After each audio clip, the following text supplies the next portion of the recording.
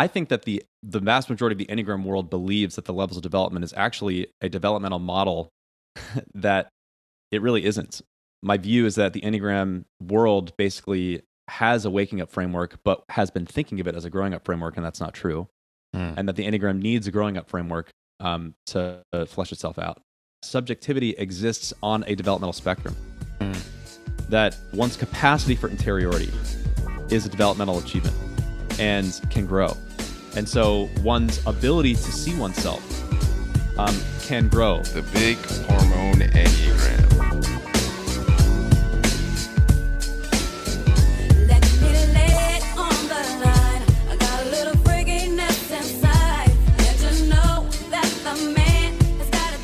Hi, I'm John Lukovich, sexual self-pres 4-5 link, 4-5-8 trifix. Hi, I'm David Gray, self-pres sexual 9 with 1, 9-7-4 trifix. What up, it's Emeka. I'm an 8-7, sexual self-pres with 8-5-4 fixes. Hi, I'm Nancy. I am a self-pres social 3, wing 4 with a 3-6-9 trifix. If you like our podcast, guys, make sure you go like and subscribe on the Apple Podcast app. And if you really like us, you should definitely leave us a review. Everyone has the original sound turned on because. Hello, yes. Oh, wait, no, I don't. See? All right, now we're good. I always got to make sure Alexandra's not fucking things up for everybody. Oh my God, yeah. Virgo Venus, Virgo Mars, and she can't be dependent. Alexandra, where are you? I'm shrouded in darkness. This is where I am. Oh, the social type is the one who's not showing video. I see how it is. Alexandra. Okay, I'll go on. She's a 9. She entered ghost mode. You're in ghost mode. Every 9 has like a toggle switch to make themselves invisible. That's correct. You can have video and still be not visible. Like this goes against the rules of our current terms of engagement here.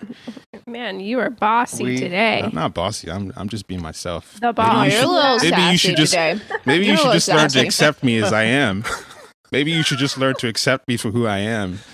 I accept you, Emeka. I just will make fun of you. Cool. Maybe you should have a Always snack. make fun of you. What time of the month is it, Emeka? It's Rager time of the month, which is every single day of the month. Thank you very much. If you're wondering how I feel about everybody, I hate everyone and everything. All right. Off to a great start. Except we want to see everybody, including Alexandra. All right. Who still hasn't done her OPS video, I'm sure.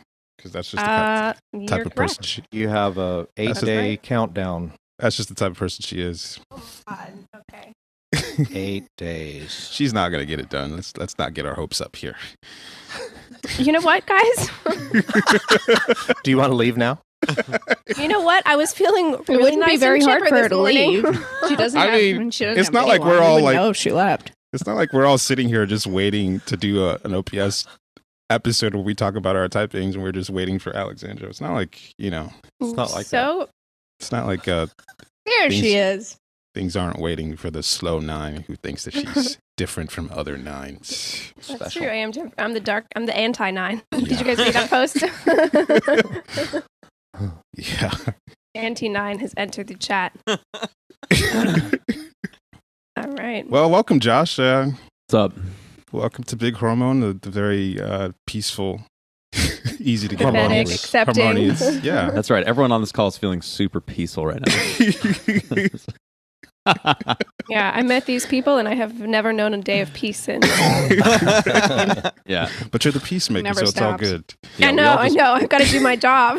Yeah. Do your We all just job. meditated together for like about an hour or so. We're coming out of a meditative coma. That's Oh, right. for real? No. No. I was like, wait, what? No, you can't tell if I'm serious.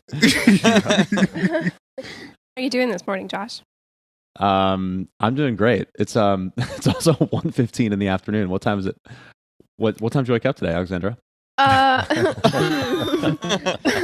We got up like 30 minutes ago, maybe. Oh, nice. It was more like 15 minutes ago. We did mushrooms last night. Oh, nice. Oh, Cool. wait, that's cool. Let's talk about that. We're coming. So your we're brain coming is sauce. scrubbed and ready to go. Yeah. Ready to have my mind blown. Josh gave us a big presentation yesterday, so I'm ready for part 2. Might have to be a repeat of part 1. Because we need to hear the whole. Yeah, we need to get the whole presentation. Yeah, we got the download. Mm-hmm. Yeah, it was good. It was good because it was the first I've actually articulated a lot of the things I've been thinking about in totality. And it, in a way, it was like, it felt like it was a stress test in a sense on the ideas, and it was good because it revealed a bunch of things that I haven't fully thought through. Yeah, I got a lot from that conversation we had too. Oh, that's right. Yeah, same stuff, David. Right. Ran it by Okay, same me, stuff. And that was pretty. It was like big vision stuff. Yeah. It's pretty exciting. For you to download. Yeah. Mm-hmm. Welcome to Big Hormone Enneagram. Joining us on the verge of nuclear Armageddon. You're listening to a silly little trivial podcast as the world is on the brink of absolute planetary tensions to annihilate life on Earth. So welcome. Today we're with Josh Lavine. And before we introduce Josh, we're going to be doing our usual plugs. So please buy my book or rate and review my book on the internet somewhere. I'm also doing a study group for my book. We've been doing today's going to be our 16th call, and it's just really good. Like, there's a good group of people who are regularly showing up, and there's practice, meditation, discussion, Q&A. There's people do those breakout rooms with each other, so that's really good. Yeah, and then what else we got? We got DAA. We did some recent classes on type 3 wings. And then we did, what else did we do? Oh, we got a Halloween special coming up on Anton LaVey. That was an interesting typing. Mm-hmm. And then we've got reactive types, a special on reactive types. So we've been doing recent classes, just like covering a lot of topical things. People really like them. DAAs, where we're learning to become more fluent with the language and the instruments of the Enneagram. And, these concepts that we learn here, having to get more experience, seeing them play out in real people in real time. And, there are a lot of people that are learning from these videos who are still confused about their typing. I mean, there's a lot of information that we've shared on here with object relations, and people have listened to the object relations call and still mistype themselves because typing itself it's really hard to see yourself. So David, Joseph, and I are the Enneagram typing team. Get a typing from us to make sure that you land on the correct type. So you can get all this information at enneagrammer.com. And then Alexandra is the Enneagram Astrology Masteress. She's doing readings. And then, do you want to say anything about that, baby? Or not too much. Come get them. I've got some other offerings in the works, but this is my current one. We're looking at your natal chart as it crosses over with your Enneagram type, and I think it's good mirroring from both systems, and it's been doing a lot for people. What's on the horizon that you see further as a rollout on the astrology front, Alexandra? As far as coming up? Coming up forecast? We have an eclipse season coming up. No, I meant you mentioned something you were going to be services or something. Sorry, I don't know how to speak. So. Oh no. Well, actually, I have a website coming out. I have a website coming out that's going to have all of these offerings on them, and then I've been slowly in the works of talking about doing my own podcast. That will be very different. Oh, cool. In tone from this one, a little more chatty, more social. Not as good as this one. We know that already. So just social nonsense stuff. There's a lot of good ideas and it's very exciting. And cool. And lastly, there was a podcast called "What It's Like to Be You," and David, Emeka, and myself were interviewed for it. I think there's Joseph coming up with. And Joseph. There's coming up with Alexandra. And we have the host here, Josh. Oh, wait. Well, I think we forgot David's Travis booklet, did we? Okay. Well, David, your video's frozen, I think, right? Yeah, no, it's not. Yeah, it is. Yeah, you're imagining it. It's completely frozen. You should stop and restart the video. I thought he was just being really social blind. Yeah. Me too. I thought he was just being very still. Just not looking at You should stop it and start it again. Yeah. Nancy, I'm coming after you soon for a 3 interview if you're interested. Perfect. Yeah, I'll be down. I would love to talk about the best type. Okay, now it's fine. Is it? Yeah. Alexandra's gone though. We'll get Nines to and it. nines cannot be counted on. Yeah. That's what I'm learning. The true divas. Never to nines. return. Yeah, I mean, I think that's true. In a secret, mysterious way. Mhm. I'll be back. Haha. You all could never understand. Yes, Emeka, I'll get the video done on time. No, you won't. You won't.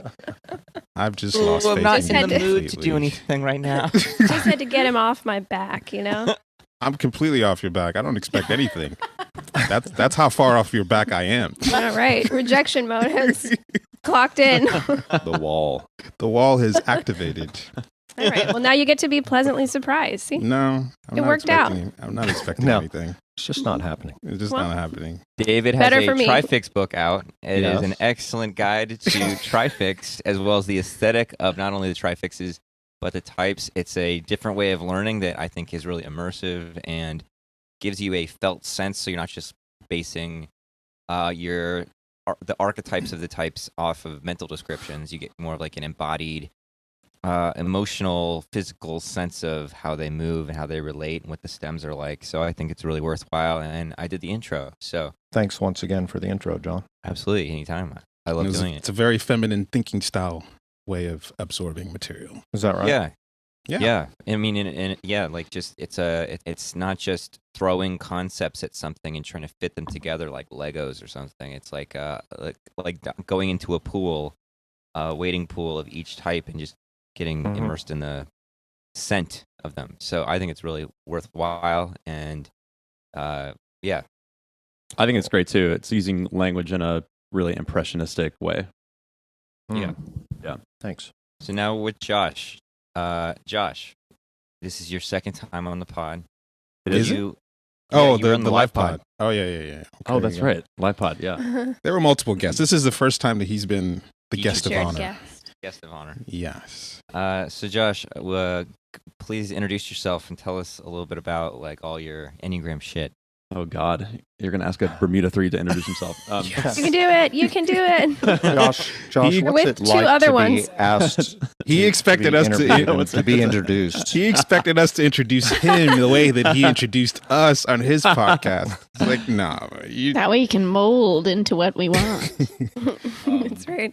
What to say about Josh me? is yeah. a very good coach and original Enneagram thinker, and he has a podcast called "What It's Like to Be You," which is like absolutely amazing interview skills, where he goes into accurately typed people and gets you a very three-dimensional, also very emotional, personal way of understanding the types. Yep.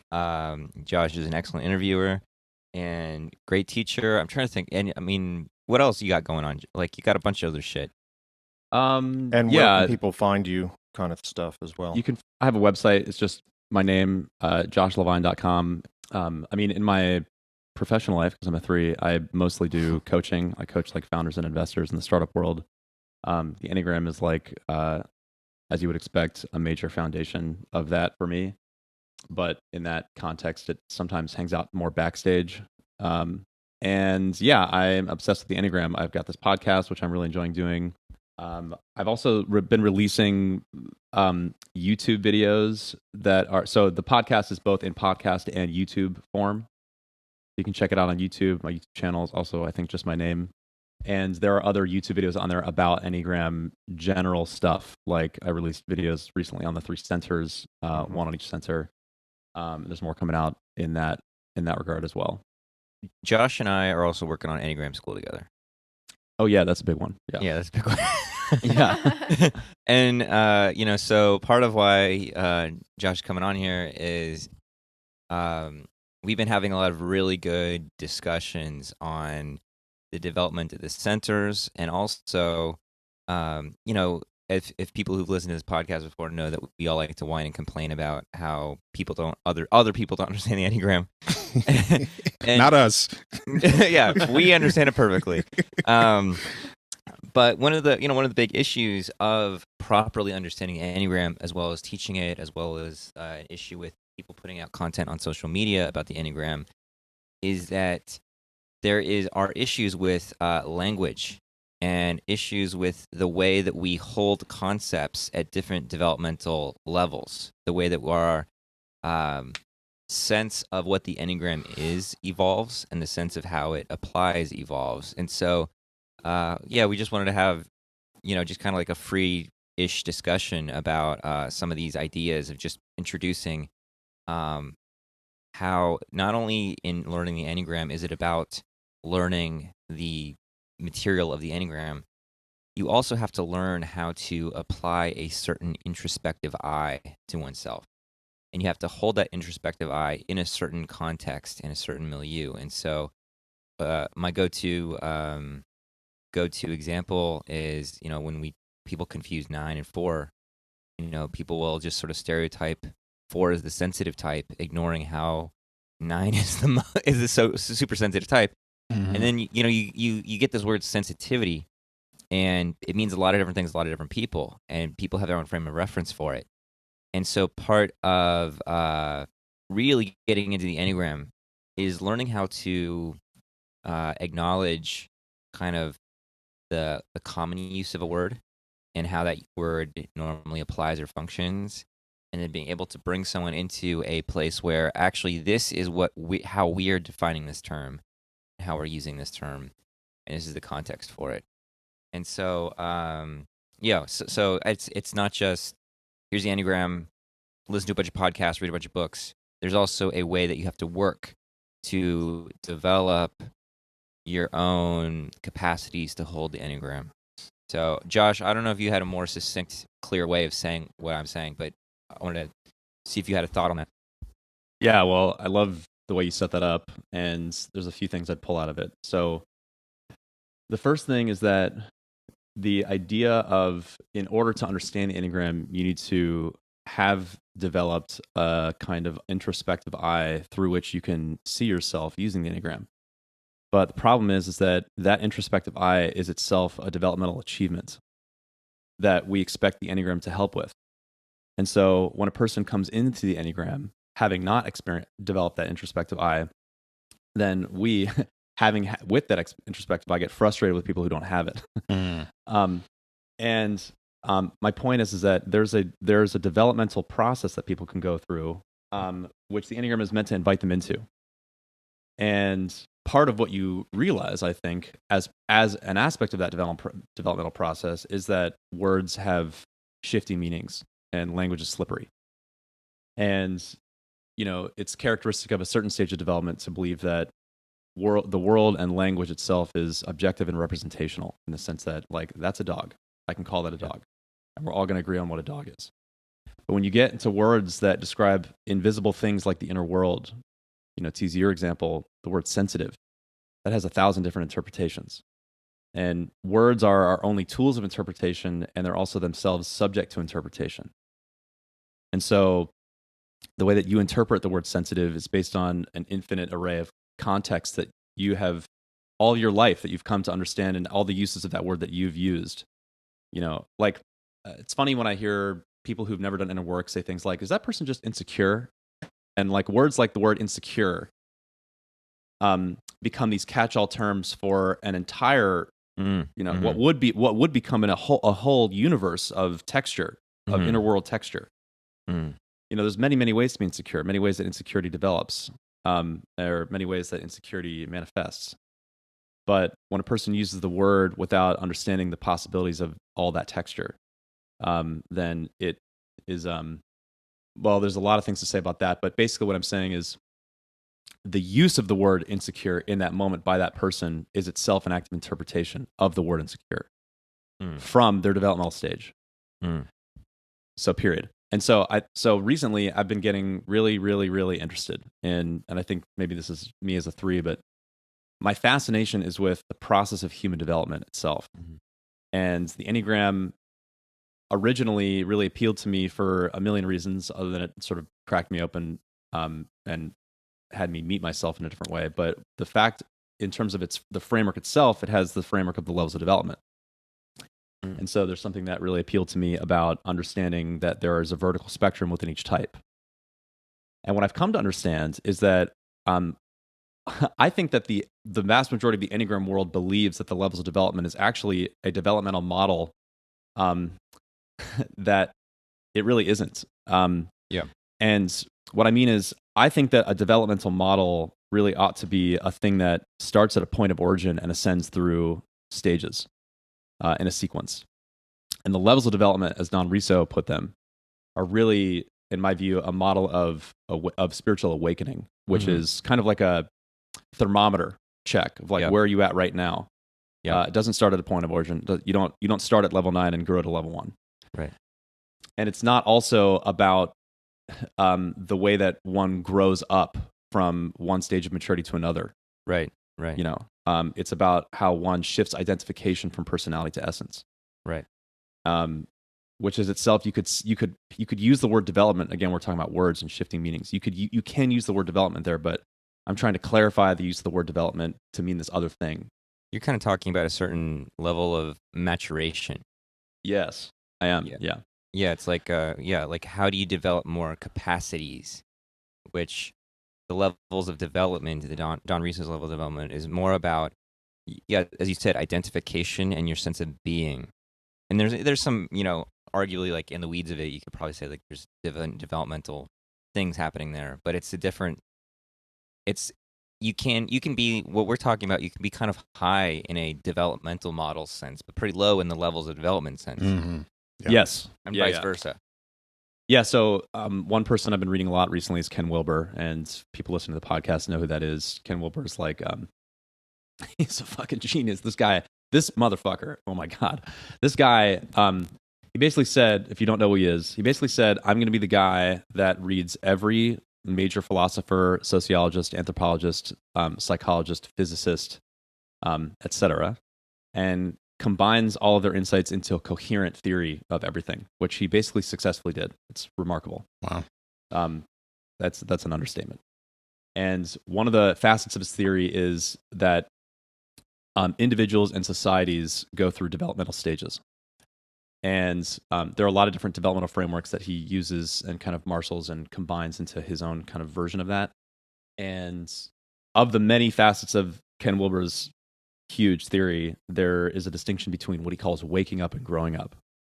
Growing up is moving through a sequence of developmental stages, each of which is marked by a lot of different things, but it's like true transformations of self, expansions of selfhood, in which what you are able to consider as sources of truth and the way that you make meaning and your capacities for self-regulation and your understanding and seeing the depth of things grows and grows sequentially. Waking up is a different thing. Waking up is basically what Don Riso was going after. And so my view is that the Enneagram world basically has a waking up framework, but has been thinking of it as a growing up framework, and that's not true. And that the Enneagram needs a growing up framework to flesh itself out. And so, can you give an example of, like, I use the word sensitive, but I don't know if that was like a great example. Can you give an example of what it means to hold the Enneagram or a type or some facet of the Enneagram at one growing up level versus another, and what specifically is growing up? Yeah. So here's just some other language for it. And growing up it's a really hard thing to explain. But in the growing up developmental academic world, there's a distinction between horizontal and vertical development. Horizontal development is like expanding your skill sets. You might call it information, in the sense of I'm taking the container that I am and filling it with more information or more skill. And then there's vertical development, which is expanding the container itself, which is shifting into whole new ways of meaning making. So let me give you an example. Here's a developmental shift that many people have made in their lives. So a lot of people grow up in very religious communities where the center of gravity stage of development is a kind of willingness to submit my own intelligence to an authoritarian kind of way of thinking. Like, the priest said this, the Bible said this, and therefore that's what I believe. And it's a kind of conformist, conventional, you might say tribal way of being and thinking and meaning making. And I'm using the word meaning making in a very particular way, like what I allow to inform the way that I make meaning of the world Like there's a very big filter. Like, for example, you give this person the Enneagram and there's no place for them to put it because the Bible doesn't have it. Their priest didn't recommend it to them. Yeah. If their priest recommends it to them, then maybe there's a place for them to experience it. But it's going to conform to their way of thinking about their religion. Then this is the developmental shift that a lot of people have made, is that they go to college or something and they start studying science, or they start studying other things that have a more objective, measurable way of making meaning, where a statement can be tested and evidentiated and proved to be true or false based on more objective metrics. And that's a major shift in the way that I make meaning. On the one hand, the previous stage of meaning making was, I'll take truth as given to me by an authority. Second stage is truth is accessible by everyone based on what you might call objective metrics. And truth is this thing that exists at a level of abstraction that's not, it's divorced now from authority. And you and I can go and seek truth together based on a similar framework, or how do I say this? A belief system that, like if I'm Jewish and you're Christian, we can both come to scientific truth together. Yeah. You know what I'm saying? Yeah. So that level, that kind of scientific, rationalist, objective level is, you might say, like a certain center of gravity in our world. Yeah. Certainly in America, it's a big center of gravity. So in that level, the rationalist, objective level, you give the person the Enneagram, they're going to conceive of it as, well, first of all, is it scientifically validated? Right. Which is a huge question that I get all the time. This is an anti-science podcast. Yeah. And the Enneagram is going to be determined in that person's mind as true or false based on its degree of scientific validity. And what the Enneagram is revealing about who you are exists at the level of objective metrics or traits. So you're a 3, and therefore these are your traits. And there's a way, because there's high cognitive capacity at this level of rational objective, you can conceive of what it means to be at certain levels of development, or like a healthy or unhealthy version of your type. But you're not actually accessing interiority itself. The Enneagram isn't really. There's no place for that if you're in a rational, objective mindset. You know what I mean? And here to really flesh this out, like a lot of American corporations and businesses conceive of the world from this rational, objective place, and that's where you get a mechanistic model of a company where like people are interchangeable parts, people are objects. They don't have interiority, or at least their interiority isn't considered. Yeah, it's not on the table. Yeah. So I'll just invoke one other framework here, and that's spiral dynamics. And so what I just distinguished is like the blue traditionalist authoritarian kind of, I described it in a religious way, but it's not necessarily religious.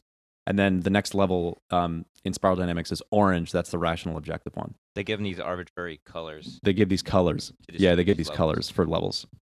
Yeah. It's actually it's really useful as a way of talking about it. It's shorthand. The colors sometimes the next fit level those symbolically too, in some sense, Yeah. like green, etc. Yeah.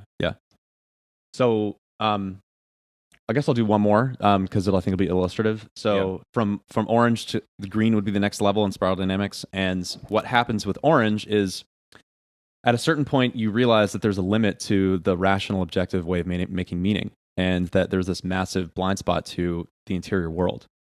And so people shift into green and all of a sudden start questioning themselves and start cultivating interiority and realizing that I'm not just a set of objective whatever, I have this whole inner life. And not only I do, but so do you. And so subjectivity becomes important, not just objectivity. And the need for the Enneagram to be scientifically validated starts to dissipate, not necessarily fully, but because it's an interpretive framework that allows us to see ourselves, and there's resonance with a subjective truth. Like I can say, this feels true about me, what the Enneagram is saying. It's experiential. That's experiential. That's truth enough for me at this level, but not before this level, you see. And so, and a lot of things come from a lot of things come at this new level, like a whole new value system of, well, in orange, rational, objective, things are metrics and things can be optimized. And so there's a kind of way of, an obsession with optimization. In green, there becomes a much more like lovey-dovey, empathic, compassionate, like, well, your inner world has all this texture and beauty, and so does mine, and we can meet each other on a kind of soul level here at green. And green has its own blind spot, which we can get into later if you want. But anyway, so we'll call that those 3 stages. That's a good starting point. So what would you, if you could distill, what is actually growing? Like what is growing that changes a stage? Wow, yeah, that's the question, isn't it? You could actually use the word ego itself, like ego being defined as that which in me orients me to a sense of meaning in the world. That which makes meaning in me. And you can think of that as like a fundamental human impulse. Like at every age, we're trying to make sense of things in some kind of way, and it's an expanding sense of what of our capacity for meaning making, what we are allowing into our frame that informs what meaning we make. Mm-hmm. So it's like the value creating part of us that is based on our view of what's significant and what is important and what is let's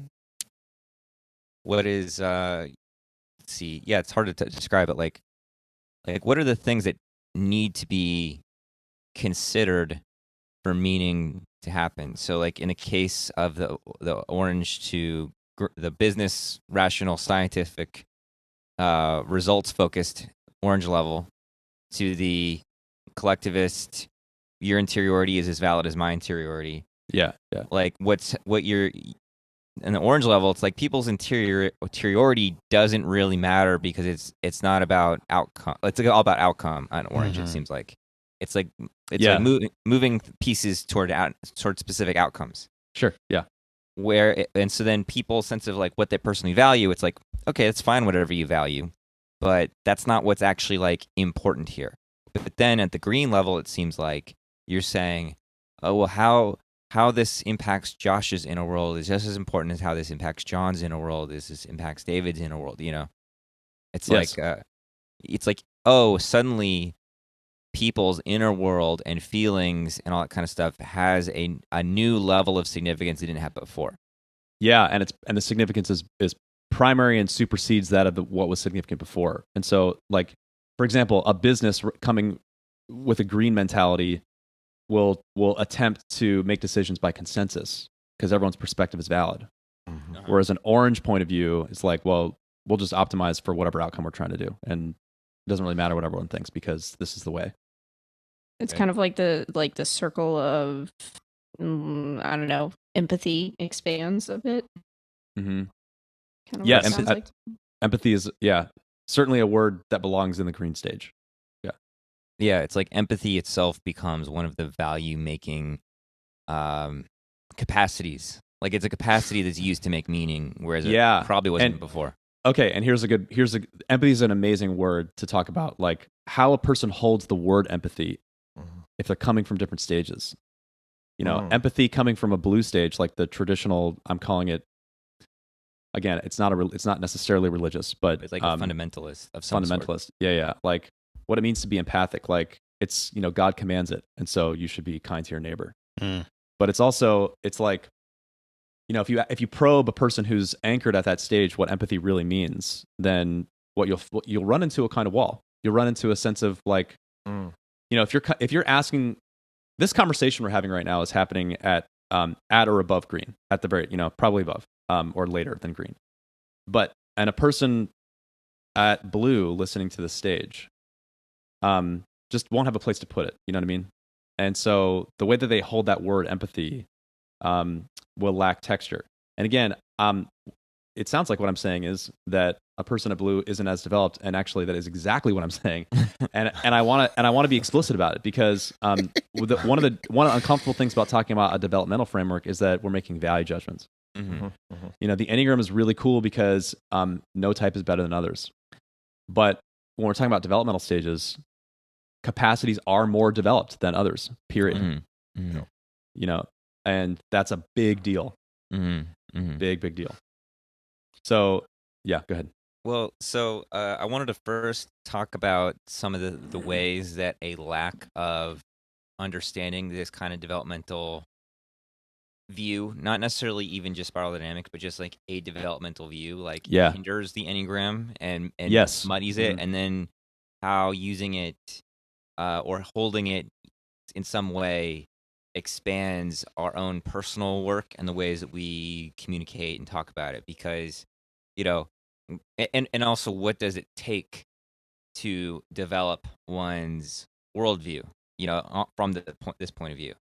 And so, like, one thing I'll say is that I think when people get into arguments and stuff like this about the Enneagram or don't understand things, like if you go to Instagram and you follow a hashtag and you get all those infographics, a lot of that like infographic kind of like aesthetic and whatever, it's like there's something green about all that stuff. And one of the things that we get into trouble with is that when we are saying, no, there are definitely ways to recognize a type. There's definitely ways that, like, it's not just everybody knows their own type, and you can't question it. You can't say, oh, I can observe your type outwardly even if you don't know your own type. A lot of that is coming from kind of a green mentality, because what we're saying is that there's something outside of someone's subjective experience. We're saying that there isn't a subjective experience, and there's something objective. There's a structure that is discernible, and so a lot of people, when you're talking with people who are in blue, their thing is like, well, this is in my worldview or out my worldview, and it's kind of there's permission to engage with this or there's not. And and if there's permission to engage with it, this is what Ian Cron said it was, you know. Yeah. Right. And then the next level is, you know, it's like Enneagram in business, where it's like optimizing, you know, strategy, you know, like be a better version of yourself, be better. Oh, you're a 3. This is how I can communicate with you to make our relationship better. Yeah, like the IV, what is it? IQ something, IQE or something. It's like this like readout of like, here's a graph of a million different metrics that say this and this is this, and it's like, oh, you're a 4. You are dramatic. You are introspective. You are, you know, it's like dum dum dum dum dum, and it's very much like these are your traits. This is how you define it. This is your box. This is how you get better. Yeah. And then with the green level, it's like, my experience of being a 4 is, you know, like this. We're like, supposed to value that. Yeah. Your shitty experience. You need to value my experience, my terrible experience. You know, and I mean, it is an important shift in the sense of it's not just this like mechanistic experience. moving towards something with its, you know, something about that orange view is there's something kind of universal. Like if we just apply the method or the formula, there's an outcome that will be achieved. That's correct. And then like the limitations of that are like, oh, well, people's subjectivity is very complex and different. And Enneagram is one measure of that. And so then it's like, well, what is going on in your experience? Which is really important, but people get really stuck there too. Yes, they do. Okay, there's so many things to respond to in what you just said. This, first of all, you know, to your original question, what's expanding? Like what you notice from blue to orange to green is that there is there's kind of like a crisis potentially in the revelation of the blind spot of that way of making meaning. You know, like at blue, it's like, well, wait a minute, like, is there truth that exists beyond what the Bible says? Is like, you know, imagine a person who's lived their entire lives thinking that just what is true is in the Bible. And then all of a sudden, like, the expansion to this new way of, it's like, it's an absolute destruction of everything that you've ever believed. And so it's very stressful to go through a developmental shift. And this is actually, I'm going to do a quick cul-de-sac here. Like, therapists and coaches who don't understand development will pathologize developmentally appropriate stress. Wow. That's interesting. That's a whole other thing. True. Can you just give like a quick example? Yeah. Oh, you're so stressed. Oh gosh, tell me what your, you know, what's your relationship with your dad like? Instead of like, oh, you're stressed because you're actually expanding, like you've grown too big for your shell now, and you have to go out and find another fucking meaning-making house to live in. Ooh, that's hitting Yeah. some. I don't Yeah, too much me on too. but it's hitting a lot of shit the way I see people using Enneagram and other things like that. It's Mhm. like, yeah, interesting. Yeah. Okay, something else I was going to respond to. Gosh, I wish I could listen back to what you said because there's like 4 things. But John will ask a question. I that has wanted 3 to jump in parts. with some stuff, but I don't want to derail if you're going somewhere. let me go here with Yeah. it. So, I think that the Enneagram world at large is anchored in a green worldview. And so I think it'd be very interesting to explore the shadow of the green and why it's a big deal to have a developmental model that understands the shadow of green so that you can grow beyond it. Yeah. Yeah, that's juicy. Yeah. And so the green worldview, as I said, it's really the first stage at which subjectivity and interiority is valued at all.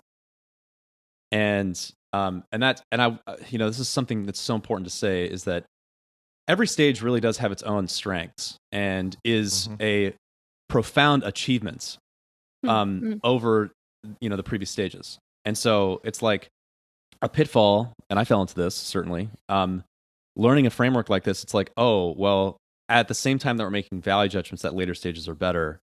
When you're meeting someone who is at a certain stage, like if I'm meeting someone who's at orange, it's like the first thing is to really validate the experience of the journey they've come on. They went through all these other stages. And so now we're talking about green. It's like to have arrived at green, like the vast majority of the Enneagram world, that's a major developmental achievement. Mm-hmm. Okay. Like congratulations. You've transcended just the dry, meaningless way of objective meaning making. And things like your heart or other people's heart, empathy, compassion, like these are becoming more important to you. That's great. That's a great thing. Yeah. And so a lot of Enneagram teachers and workshops are characterized by a very green quality of empathy, where it's like we set up safe spaces and we drop the Enneagram into your consciousness, and we sort of are witness to your process in a non-interfering way, because we trust that you're whole and and you've got an inner teacher, and your subjective experience has its own validity just like mine does. And if I just love you and am compassionate towards you, then you will grow. Yeah. And there is This is what Emeka specializes in. I was like, yeah, right. If I bash you over the head, you might grow. Emeka just needs love. grow a That's lump why on he's your so head. grumpy. And to be actually, to give some respect to this for a second, this is a shift from, like, if you look at the history of therapy, therapy and like Freud and the talking cure came out of a medical model where it's like, I am the therapist and I can diagnose you objectively with, this is your pathology. That's orange. You see. It wasn't until Carl Rogers who sort of coined the humanistic movement of psychology, in which he trained his students to basically it's like the most healing thing you can do for your client is treat them with what he called unconditional positive regard, which is basically just to love them. 9. Yes, he's a 9. He's a 9. Or 7. Yeah. 9, 7. But it's like, but that's can you see how as just as a movement of therapy, that's just profoundly evolved from the previous behaviorist diagnostic pathologizing framework. And how much more a person could really heal in a person's presence, in a therapist's presence who's embodying this green humanistic way. Wow. So it's a beautiful thing. And I credit my own entrance to the Enneagram and the fact that I was cracked open as profoundly as I was as a 3 to the psychological safety afforded by the green environment that I was in. So it's really huge and important. Yeah. And So also it has a blind spot. And was that where you were going, David? Well, several things, but so what's the next stage after green? And let's talk about all the bad things about green. For one thing. Yeah. Also, another thing too, I'll put it in now while I can remember it, is to me, part of what's fascinating about these levels is that there's we talked about it on our call, the two of us, there's an oscillation Mhm. back and forth with each stage. It's almost like it's a masculine, feminine shift Sure. with Oh, each. yeah, you could say. And part of where difficulties in communication happen is because, for example, I'm just going to number these because I don't know the colors. Like stage 1 looks like stage 3 because it's stage 1 is, let's say going to the right. Stage 2 is going to the left. Stage 3 is going to the right. So on as you go up. And so 1, 3, 5 look the same as 2, 4, Yeah. 6. There's a beautiful illustration in the Spiral Dynamics book about like think of like a group of people who are picketing outside of an office, about like outside of an American corporation. Mm-hmm. You could have people from a bunch of different stages in that same picket group. Like on the one hand, like a priest, a minister of a communal church said, "Hey, this is a really important cause," and so like you've got some section of people that are holding signs because they got told to do so. Then you've got a green, so that's blue, and then you've got a set of green people who are doing a kind of green activism against a dry objectifying, orange corporate philosophy. And so you've got those two people in the same group. Then you've got people at later stages who are just saying, based on nothing other than my own values, Right. I've decided that I want to be here at this protest.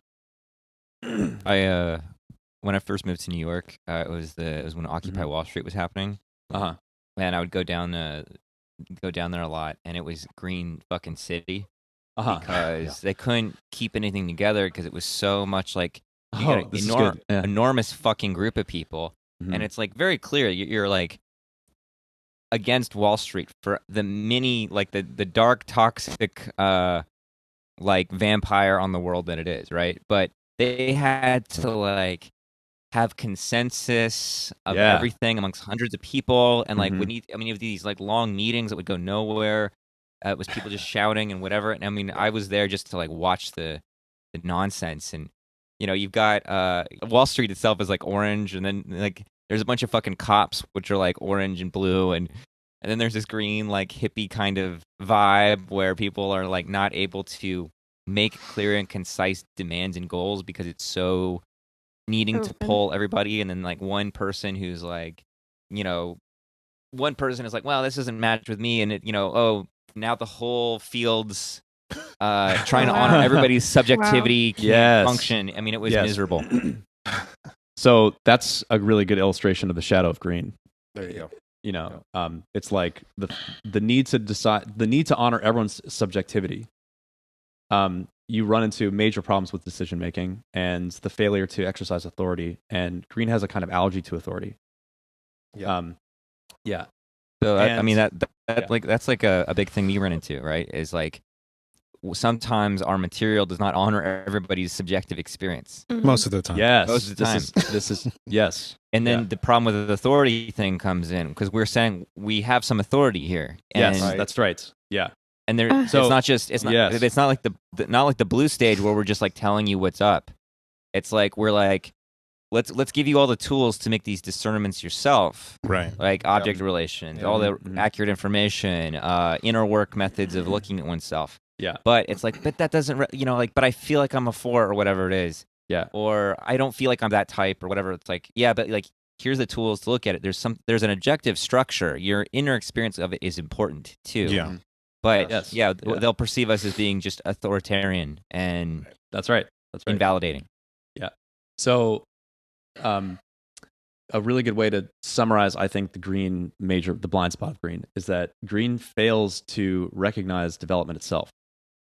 Meaning, That's accurate. Yeah. Meaning that, in order to even have achieved green, you have to have gone through all these stages of development. Yeah. Well, it's a competition thing, or nobody should be set along a vertical hierarchy or something. Yes, it's egalitarianism, and it's because your subjective experience is valid there's an equivalence to your subjective experience and this person's subjective experience without realizing that subjectivity exists on a developmental spectrum. That one's capacity for interiority is a developmental achievement and can grow. And so one's ability to see oneself can grow, meaning that person A can, have some subjective experience of themselves that person B has not only a better subjective experience of themselves, but it can also see person A's subjective experience more clearly than person A can. Yes. Damn.